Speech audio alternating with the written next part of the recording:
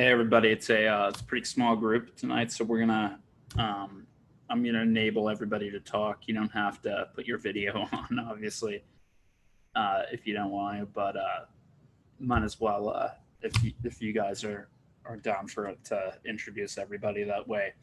Kind of have some context when we did the Q&A at the end.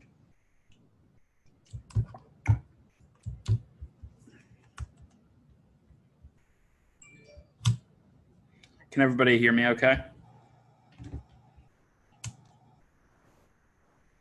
You should be able to speak.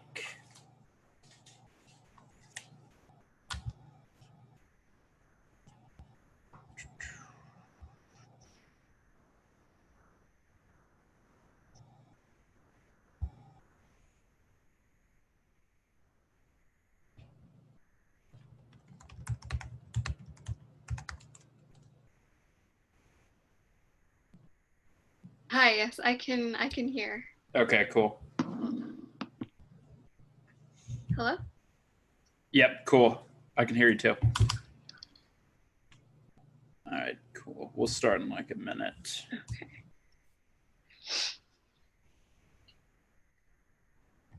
So do you want to, start by kind of introducing yourself, giving just a little like 2-minute background on, kind of what I would say, just what you do, if you have a company, what it's about, and then your experience with LinkedIn, and kind of things you've tried and whether they've worked or not.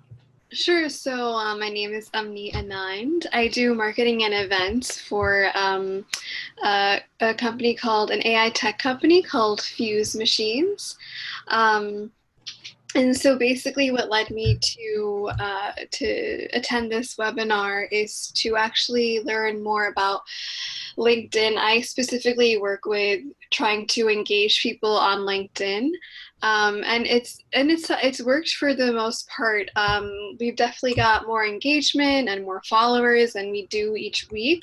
But it's just kind of knowing how to maintain that and knowing how it's targeting your inbounds or your potential leads and stuff. And I mean, I've tried videos or visuals, and they do spike up the engagement a lot. But in terms of kind of getting used to how I can utilize information to have it to kind of attract leads as well, but also stay relevant and also not sound too salesy is kind of what I'm working on right now.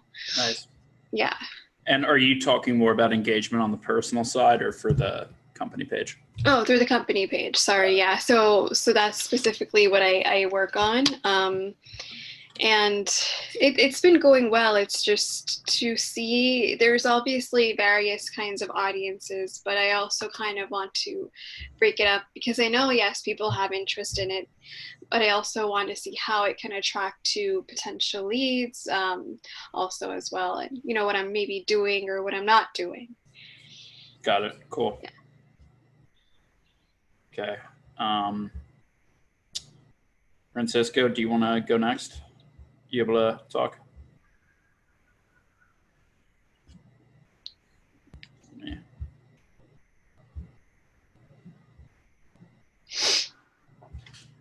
Anybody else want to do a little intro? You don't have to, but it'd be helpful. Okay, cool. All right, so we'll get started.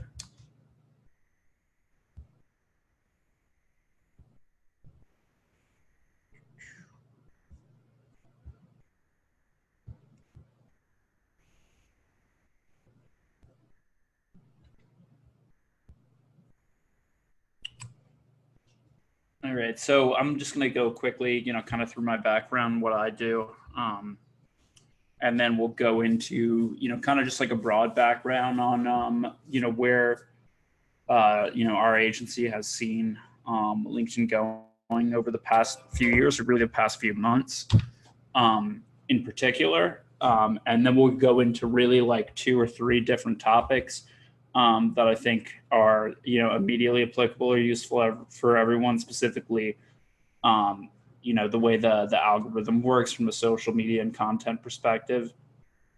And then actually like what the best type of content is on LinkedIn, and a few kind of key tips for structuring that. Really, the background of where we're coming at it and why we kind of chose this topic. I think a lot of people, especially in client-based businesses, have been told, by marketing agencies or online people, whoever, to use LinkedIn as an alternative to email, specifically, with InMail and, connection requests, automation tools, and whatnot. And our perception of it, and particularly my perception of it, being someone who heavily used LinkedIn for, networking and sales purposes, it playing a huge role in starting our agency back in the beginning. That kind of has totally transformed, and LinkedIn, I believe, in whether it's a few years, few months, whatever, will turn into much more of a marketing and content platform, in a sense that's more similar to a platform like Instagram or Twitter. So just a very brief on my background. I have a startup background. I did a tech company through, kind of marketing, consulting, and freelancing work I was doing at the time. I got involved with a professional cuddling company. It's a real thing. You can Google it. We had massive PR exposure, and we actually had a lot of success financially. We eventually ran into some regulation issues, particularly advertising on Google and Facebook. We were prohibited from doing that, and we were supposed to go on Shark Tank, and that tanked per se. And then later on, we kind of channeled that into forming a traditional marketing agency, SEO, full stack, type advertising, whatnot, with then in recently pivoting into, a more strategy and consulting based model, where we're working with startups simultaneously on business, fundraising, product, development, as well as the marketing and technical end, and it's more of an advisory and training role. So LinkedIn is primarily right now a recruitment and networking platform. In the networking space, LinkedIn kind of, of course, has always been the primary platform. Just recently, there's entered a few new players, specifically for small business owners. I'm sure most people here have heard of Alignable, through, those spam connection emails that people send out, just like they did in the early days of LinkedIn. Networking in particular, before I was talking about, cold sales kind of going down on LinkedIn. Really what that has to do with is regulations in the number of connection requests you can send and whether you can use automation software. The most popular platform on LinkedIn, to automate, outreach is LinkedIn Helper. It's a Chrome extension. I believe a lot of people have heard of it. LinkedIn's recently, not recently, but, really in the past year, introduced software that can detect which plugins you're using, and they've actually banned a lot of accounts. I don't have the particular number on, but it's become more severe over time, and they've gotten better at detecting new extensions, and actually people can get flagged, without, actually using automation software. Not to, get in a diatribe against it, but, of course, you can kind of manage your way around it, and there's tips and tricks to send out a set number of connection requests, clear them, and use those opportunities to, not just sell, but grow your own following in the case of a company page or a personal profile. But in the long term, it's not a sustainable strategy, because as the platform grows and becomes more ubiquitous, advertising opportunities pop up, and that's eventually going to replace cold outreach, which LinkedIn profits very slimly on. We can see this to a large extent in the trends with LinkedIn Premium or LinkedIn Sales Navigator, and how the InMail credits have gone down over time and have become a fixed number that actually resets, and is becoming even more limited in what you can do. And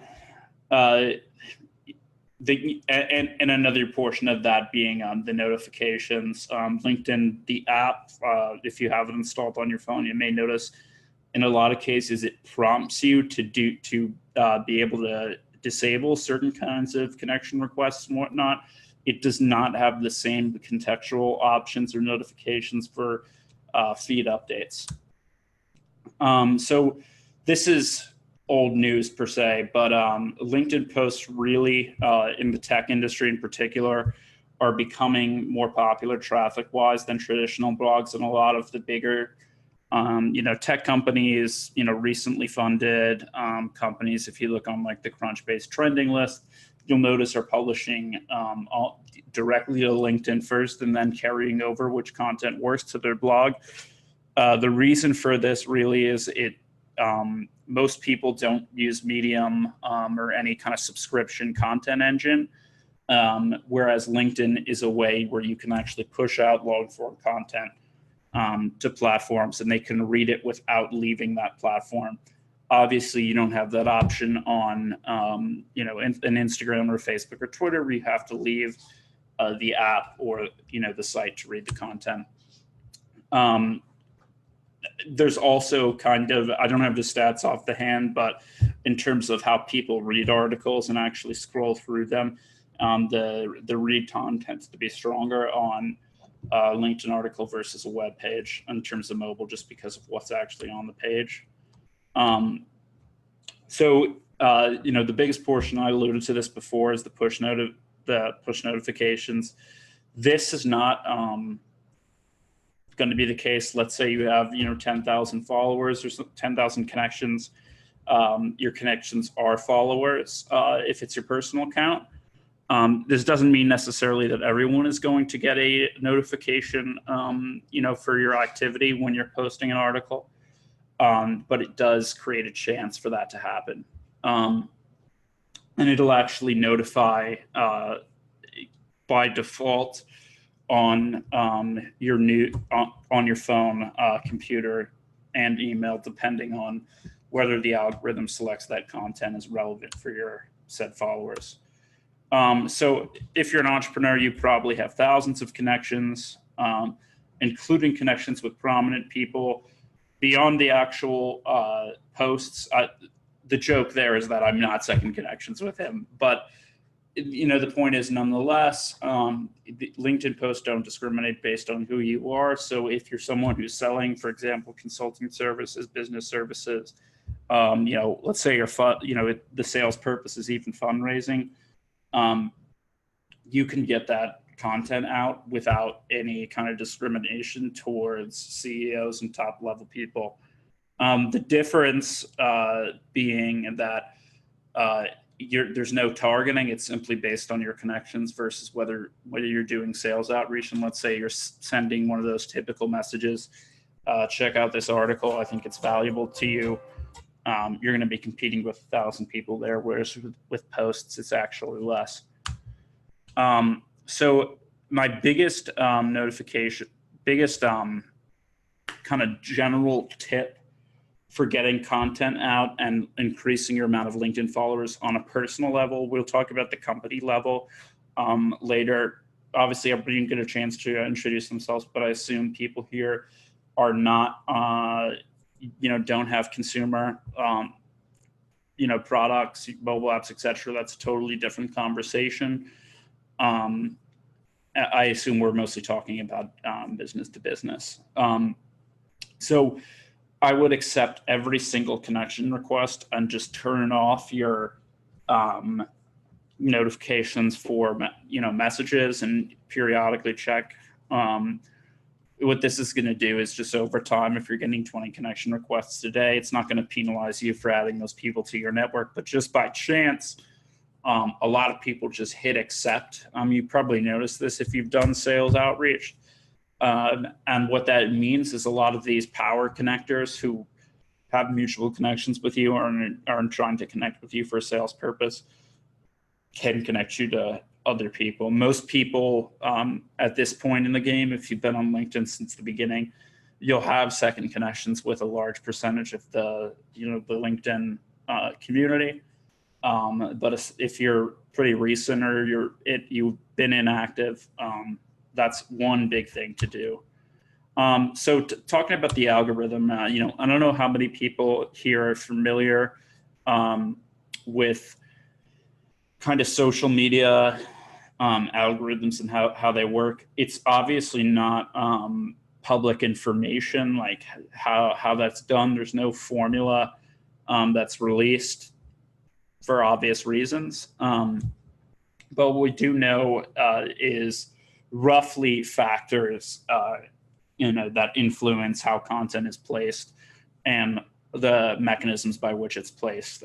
For company profiles and personal profiles, it works exactly the same way. I'll send this the article and the graph here out afterwards, but essentially it's a combination of a number of factors. Really what you want to look at is the quality score, not something you can measure, but it's dependent on what percentage of your follower base engages with the article within certain subgroups. So every social media platform these days is trying to find, to cater to niche content, target people, and really divide people and categorize people into different groups. There's no way to know what those categories are. Are they job titles? Are they, industries? Really what it is a network of articles, and it's very complex how it's calculated. If you've studied network science, it's something you could probably get into. But what it amounts to at the end of the day is writing and keeping to extremely niche content. Meaning if you're a tech company and you sell real estate technology, dive even deeper. Talk about your technology as applies to real estate brokers, and then stick to that genre per se in all of your posting, both the link posts and the article posting and the activity. If you have a business that has multiple angles for it, say you're a two-sided marketplace, you've got buyers and sellers, you're connecting freelancers and companies, I would actually split the content. And if this concept does apply to people, it certainly applies to us because we market to both marketers and companies. I can talk more about it with people individually later, but I would have one source of content and one niche coming from an individual account, and then another, coming from the company, and then keeping the niches separate.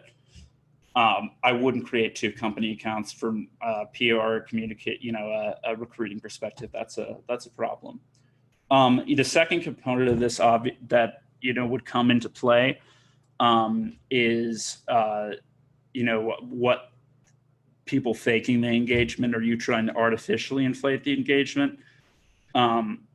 Don't buy engagement on your posts if you're trying to get them seen organically.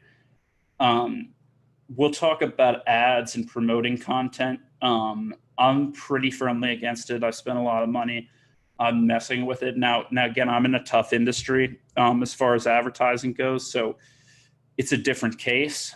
That hasn't been the case for every industry. But these days, I basically only recommend LinkedIn advertising for retargeting.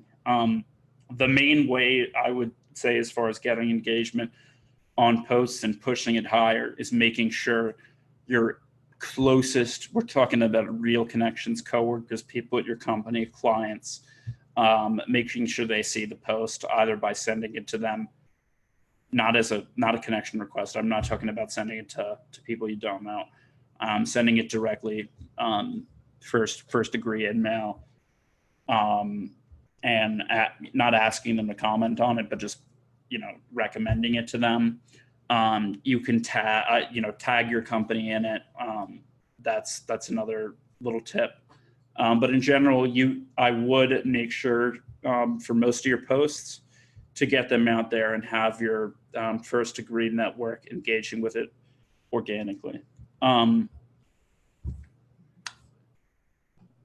we go. Okay. Now, if you study, kind of company LinkedIn pages as I have, generally you see a very similar pattern. There's a lot of update posts, link posts, pretty much obligatory posts. Companies think they have to post updates and random content to satisfy people. That's actually incorrect. And beyond a small boost from doing regular posts, it actually makes your company, appear weaker than it actually is. I would keep maybe half or even more than half of your LinkedIn content, both personally and on your company page, as articles. The reason being, the more value you can provide, the more higher it's prioritized, and the more people on LinkedIn are really going to engage with it. Unless it's something that's very immediately relevant to your network, let's say a quote or something like that, that is provocative. It's highly unlikely that the audience on LinkedIn is just going to start doing random comments and engagement on link posts to irrelevant or generalized content. That works on other platforms like Instagram. But on LinkedIn, you have to consider the psychology of the people and what they're on the platform for. And it's much more informational. Obviously, it's not entertainment. In general, I'll give kind of 5 tips here. Have it be short. In some cases, you don't even need an article, just a long post.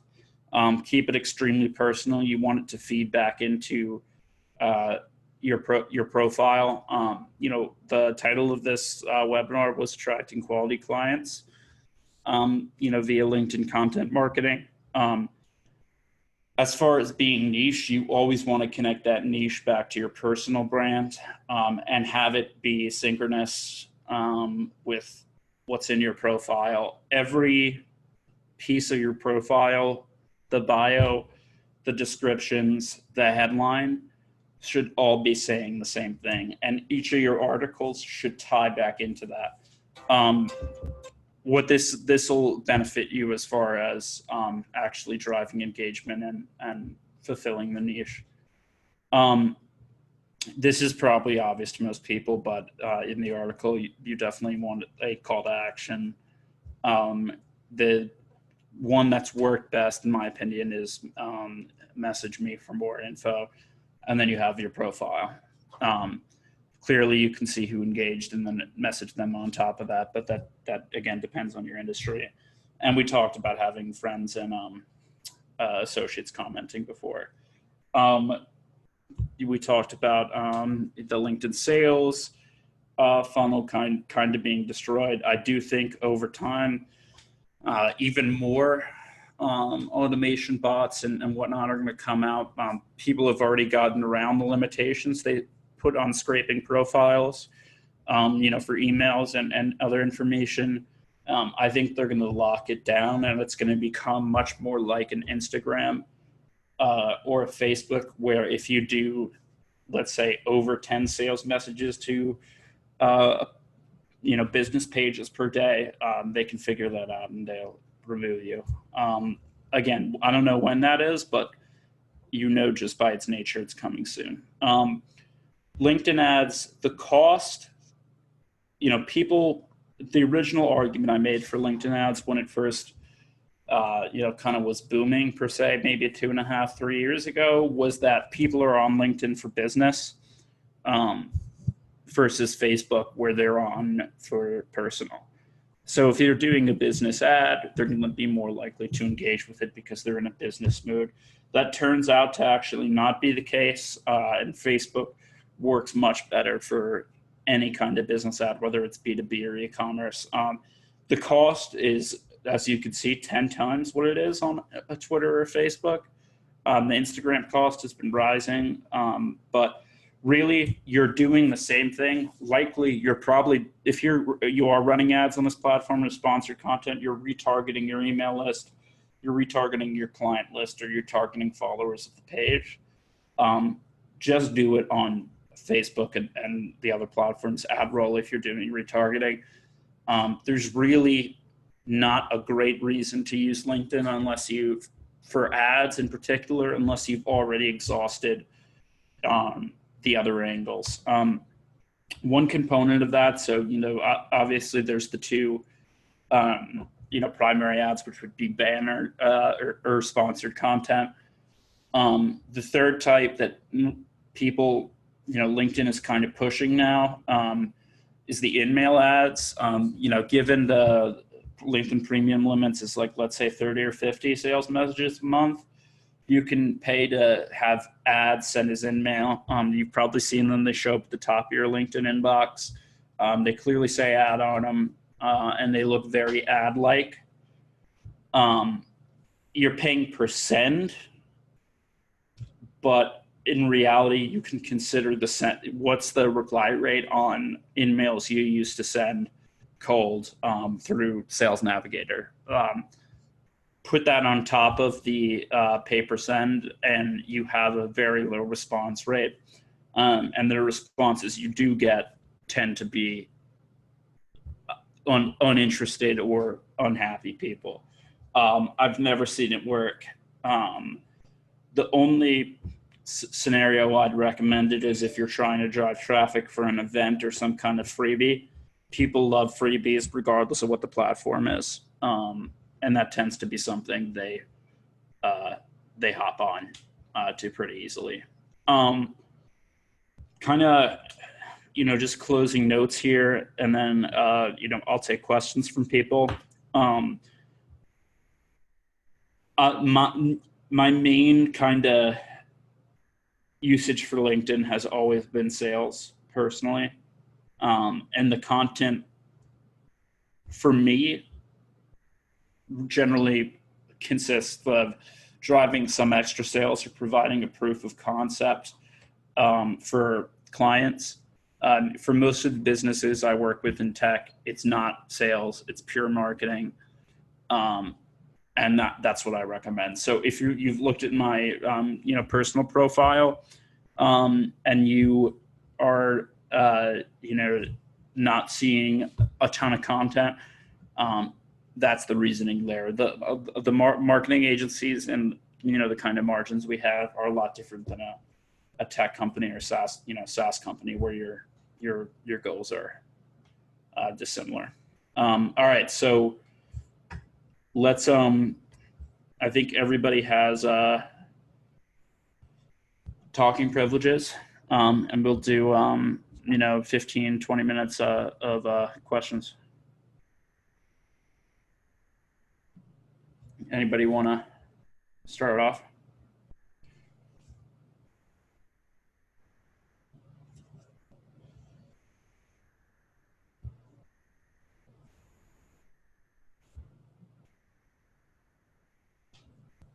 Going once.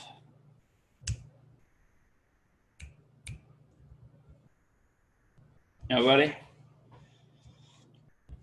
It's okay. It's late.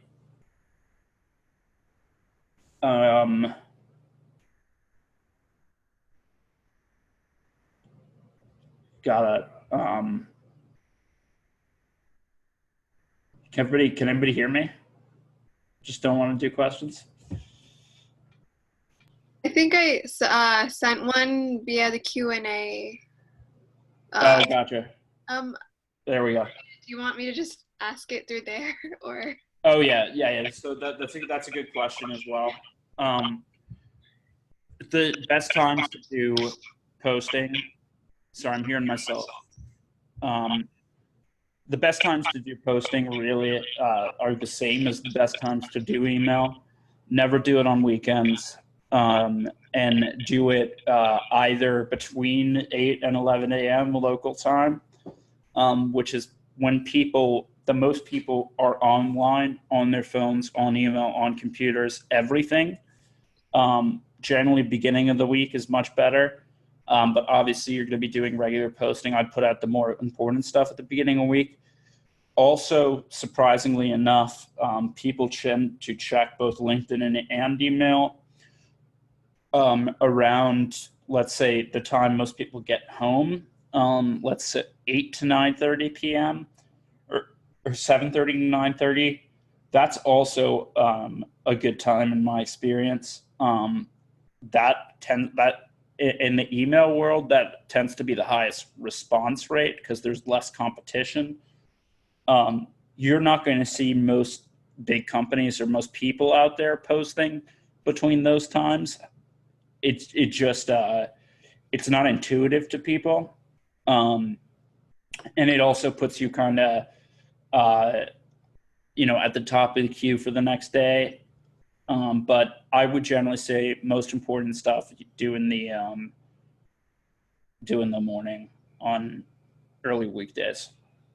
Okay. Thank you.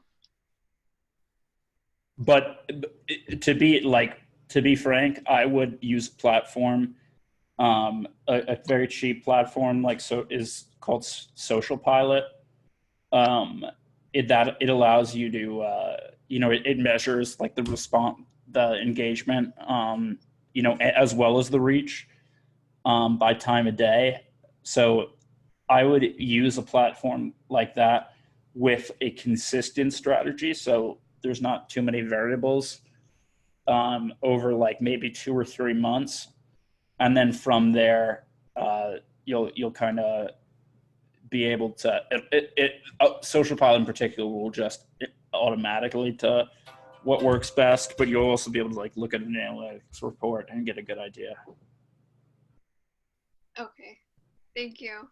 Now you were saying before, and just to create some conversation here, so you're really trying to get engagement on the company page.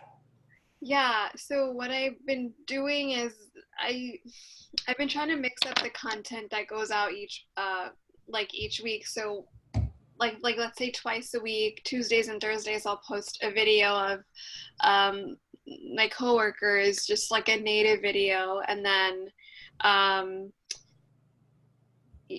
like other days I'll post like a quote, and I'll try different quote templates, and I see those get likes and engagement. And then some of the videos are very personal, so because I guess the audience is kind of engaged in that way, in sort of the democratized AI way, but I don't really see how it can also be used to get inbounds, which I don't,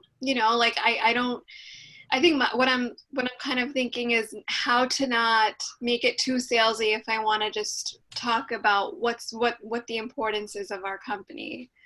So there's like a mix of that, and I don't do it myself. There's other people that post as well. Are you using software to do the posting? Sorry, like a Hootsuite or? I mean, they do it. I kind of have just started, so I don't really. With Hootsuite, I found it kind of like just formatting the videos and the pictures differently, so they come out differently when I do it through Hootsuite, which is why I upload it just directly from to LinkedIn. But other than that, it's just kind of like I'm mixing up the content, and also if I do want to post twice a day, which I'm trying to do now, that's where I'm kind of at in terms of, okay, what's a good time to post, or what, like you just said, when it's the morning, but also how to mix up that content as well so it doesn't seem so spammy. So there's two really big things that I'm noticing, and this is you guys right here that I'm scrolling through, right? Sure, yes. Number one, you post it at the same time. Like I see like 4 hours here. I'm sorry, what do I post at the same time? Because I know there are articles being scheduled to post at that time. Got it. So here, for example, there's 2 posts at the same time. Right. I imagine that's like whatever the cadence they have set up. And if you do 2 posts at the same time, you're going to have there's going to be, reach issues in terms of how they show it. Okay. So definitely spread them out more. 2 a day. I would keep it morning and evening. And I would do one as an article and then one as a link post. I don't see any articles here. Like, obviously articles have to be posted on personal accounts. When articles, like, are you talking about, because I don't post the articles, there's another set of team members that do that, but they do like general articles. Is that what you're talking about? No. So what I'm talking about, I'll show you. Is it I think you showed it before. I showed a screenshot of it before, but for example, this is an article. Okay. That's on LinkedIn. Okay. And now you have to do that from a personal LinkedIn account, but then your page can repost it. So what we actually have is we have a Medium blog, and that link I post directly to LinkedIn. Instead of linking the Medium to LinkedIn, can I just have the same information? Yes. As a LinkedIn article? I would we do this with our blog. We just copy the content over to a LinkedIn article, and then we repost it. Okay, and LinkedIn article is like, meaning like I can put it as a post, right? It's not like a separate thing. LinkedIn article, like I have to click that. It's just a regular post. You would have to post it to your personal or whoever's personal makes most sense. Okay. And then from there you do, you would share the article on your company page. Oh, okay. So it shouldn't be, because it is a blog, it shouldn't directly be through the company page. It should be through.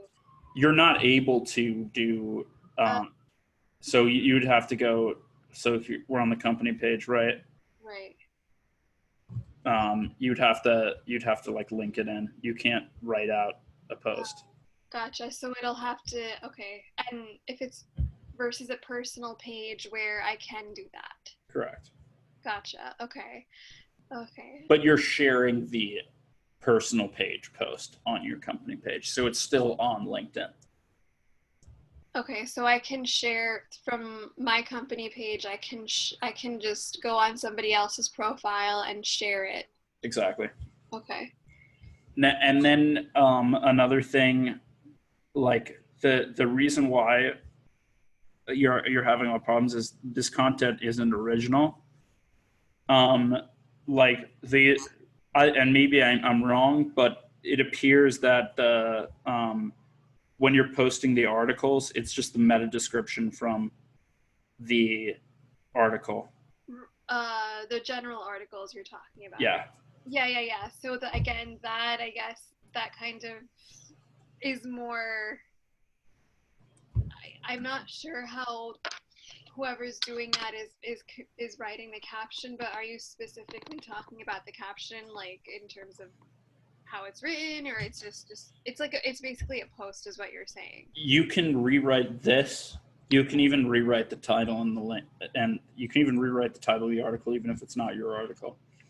Okay. And I would actually, one thing about it is there's a format for this description that LinkedIn is giving you for the article as you post it, is like auto-generated. It's supposed to be metadata for the search engines. You want it to be like copywritten in a way that is appealing to people on LinkedIn. Right. So I would literally look, I don't know if you have a background in copywriting or if your people have a background in it, but look at consistently what's in the top of your feed. And there's a specific writing style to those, to generally speaking, most posts that I see at the top of my feed all the time. And you want that. It shouldn't just be a description. It should be like a little, I wouldn't call it salesy, but it should be a little different. The other thing is, this is this really would apply to anyone, but I highly recommend you do this. There's a website called Sniply. Essentially what it does is, obviously it seems like you're using a lot of other content out there. So for example, I'll show you this. Bitly. Yeah. Okay. So this is for a nonprofit client. So for example, let's say I have some article on cancer research. It doesn't matter what it is. Let's just take this. So you enter the URL. Certain ones won't allow you to do this, but depending on the site, it will or won't. This site will. I'm going to snip this per se. Now, when I post this on my LinkedIn, I can customize everything. The name of the article. When people open this article, they're going to see, I didn't copy the link, it appears. Okay. All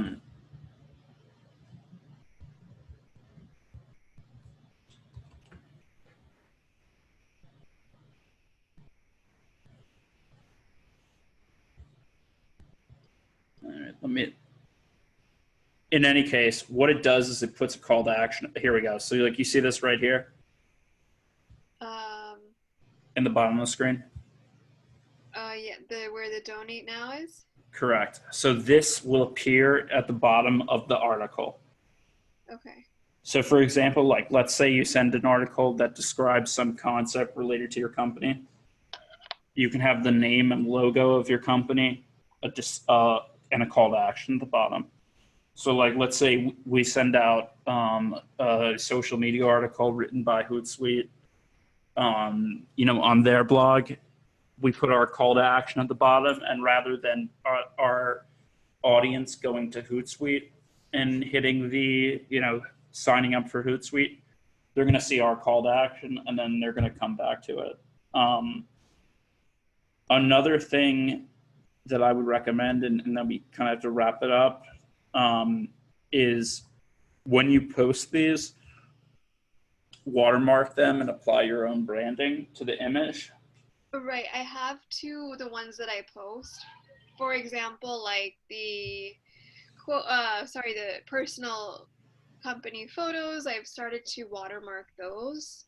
But are you talking about articles in general? Articles in general. Okay. It's just going to create people are going to be more likely to engage with them if you have a consistent thing. When they scroll down, if they want to see that you have all this branded stuff. But sorry, I just remember that that's not against anything, right? Like watermarking Nope. an article. Because you're not that's just your post image. I could be posting about if you're posting the description of their article that they wrote, right, that's against the terms of service, and that's not, I don't know if it's not legal, but it's not the thing to do. It's like plagiarizing. If you're writing a post that's written by you, and let's say I'm talking about like how like social media is becoming like omnipotent, then there's an article about it, or there's some article with a stat. I have an image for the post, social media is omnipotent, and then I link the stat. My post is written by me. I'm just throwing a link in there that's also useful, but the post itself is done by us. Okay. So, I mean, that's another reason to do it, but I used to just take other companies' articles and just keep posting them and not get any engagement on them. Like just as a visuals thing, and we still do that for a lot of clients, just because like they like to have activity. but LinkedIn they figure it out, and you end up not seeing any of that. Okay. You know, if I go to the homepage right now, virtually everything I see on here is either an ad or something with engagement on it. Okay. And the company posts that you do see are your connections sharing things. One last thing before we wrap it up. The thing that's going to help you the most is people sharing it. Right. Because that's going to, even if they like sometimes, like it'll look, when people share things, it just looks like it's posted from you. It's not like Facebook or something where they're just copying the link. Like you saw that right there. It said my connection follows blank, but the whole thing was my post, Right. or their post. So even if you have like your interns reshare it, and they just do that for every post, you're increasing your reach. You know, you have 4,000 followers or something. Now 10,000 people are seeing it. And it's just because you're having people repost. Right. And would you recommend that for older posts as well? Even if they haven't been shared, can they be reshared if they are an older post? I would repost them and then reshare them. Okay. You know, that's the whole like evergreen content thing. I don't personally do it because there's a lot of content out there and you don't necessarily need to reuse old content, but I would just repost it and share it. Okay, thank you. Cool. Anybody else? I have a question. Yeah, go ahead.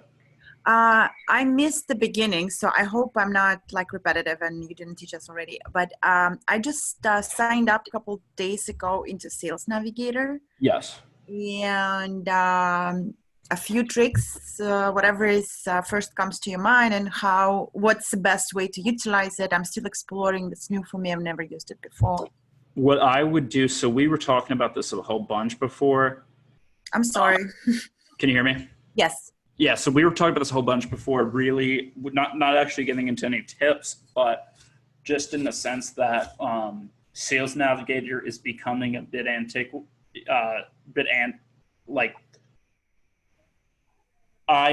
my personal opinion on it is over the next year or so, I don't know exactly what the timeline is, they're going to phase out certain aspects of Sales Navigator, and it's just going to become a way to get more updates and research information. The reason being is like over time, they keep reducing the amount of email credits that you have per month. You can't purchase anymore. And there's more and more limits on like the searches you do, more labels when you actually send email to people. But one thing that is very useful about it is the number one predictor whether someone accepts your connection request or responds is whether there's a second connection. People see that second, automatically recognize it. They automatically make a decision in their head that they're going to respond to it. And essentially in Sales Navigator, you can search and find all your second connections with the information and whatever the target criteria is for you, be it a job title, an industry. So I would highly recommend, whatever your client, is it a client-based business? Yes, I'm very, just to reflect on it. I have I think more than 3,000 connections on LinkedIn now, and I'm working in a computer vision industry. It's pretty, I don't know, dense. So I do have most likely second connection all the time. If I Google computer vision person, the computer vision engineer, at least here in the US. That's great. So what I would do, we actually have a client who has a computer vision company. We don't work with it, but I've seen some things on that end.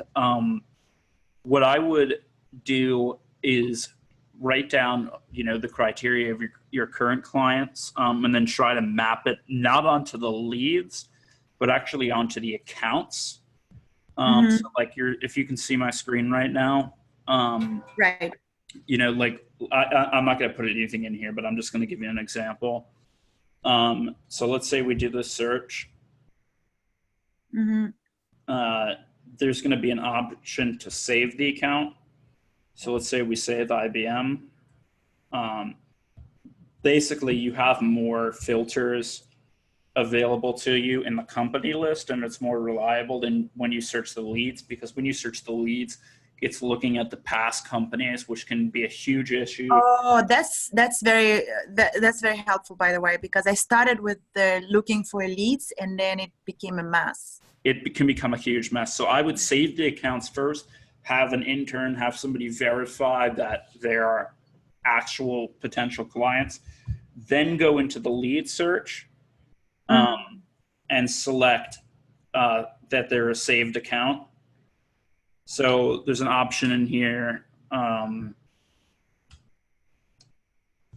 think it's on the side, or it's in another. There's an option for you to say whether it's in your saved accounts or not. And then you have that. So now you've already selected the 100 or so companies that are potential targets. Now you'll add to it that there's a second connection at the company and your whatever job titles or whoever the decision maker is. This is fascinating. Thank you. Anything else? Any other tricks? Yeah. I think I would like open. This is a kind of like dirty trick per se, but I would open.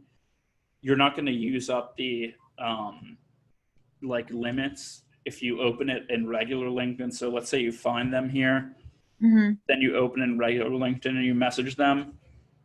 You could, a lot of second connections you can actually message without sending in mail, because there's an option on LinkedIn to put your profile open, which is what you see right here. See how it says open profile? If you hit message here, it's going to use up your credits, and you only have 30 of them, whatever it may be. Just go on view on LinkedIn.com and then hit message. Okay. So it's just cross-referencing the navigator with the regular. Exactly. All right. Cool. All right, everybody. I have to thank you so much. hop on another call. It's been a pleasure. Yeah, we'll keep you guys all in the loop. Maybe we'll do another one on LinkedIn. But if you're in New York, we're doing an event next May 9th. It's in Soho, and it's focused specifically on AdWords and using AdWords to validate startup ideas, kind of just real basics for a business owner. Yeah, it's been good talking to everybody, and hope to catch up. Bye-bye. See ya.